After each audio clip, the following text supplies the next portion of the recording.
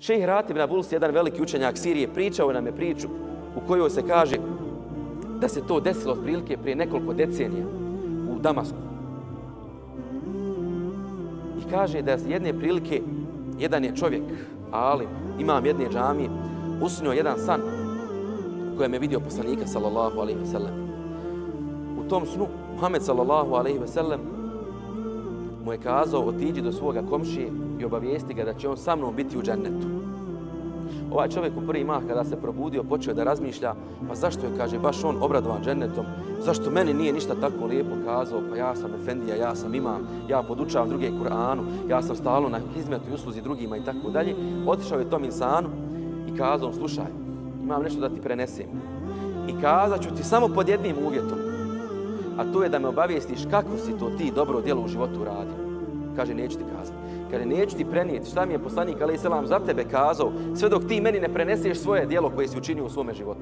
I nakon nekog ubjeđivanja ovaj čovjek je pristao i kazao. Kaže: to se desilo prije 20 godina. Oženio sam, kaže, djevojku koja je nakon 5 mjeseci našega braka rodila dijete. Ja sam, kaže, znao da to nije moje dijete. Sve je na mojoj strani bilo.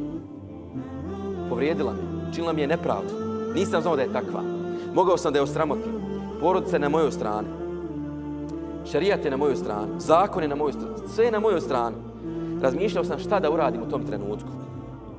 Kada je rodila to dijete, ja sam ga uzeo i zamotao u bijeli čaršaf. Sačekao sam sabah. Dočekao sam jutro kada je nastupio sabah namaz, kada su počeli farz da klanjaju. Ja sam prišao u džami, ispred ulaznih vrata džami i ostavio to dijete tu u blizini. Prišao sam kada su klanjali farz namaz i stao sam u saf. Kada je završio sabahski farz, dijete je počelo da plače i ljudi su počeli da prilaze i da govore: šta je, kaže, ovo? Šta je, kaže, ljudi, ovo? Neko je dijete ovdje ostavio. Pa kakva je, kaže, to? Kakvo je to srce? Kako je to mogao da uradi? Kako je to mogla da uradi? Ko će sad ovom djetetu da se brini? Kaže: ja sam ustao među tim ljudima. Kazao sam: ljudi, šta je to bilo? Pa kaže: evo, neko dijete ovdje ostavio. Kaže: ne brinite se, ja ću ga uzeti i preuzimam brigu za njega kao da je moje dijete. Ja preuzimam za njega brigu kao da je moje dijete. I niko nikada do ovog trenutka nije znao da to nije moje dijete.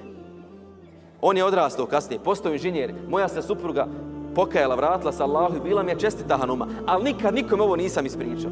A onda mu ovaj imam kaže: to je djelo sa kojim si ti zaslužio da budeš pored poslanika sallallahu alejhi ve sellem u džennetu. En ta'budallaha kenneke tara, da obožavaš Allaha kao da ga vidiš. Jer ako ti njega ne vidiš, on tebe vidi. Kad budemo imali takva djela za koje nam je dovoljno, Allah dželšanuhu zna za to. I nema potrebe, ne interesuje me što niko više za to ne zna. Meni je dovoljno jer mi je Allahu pogled dovoljan za to.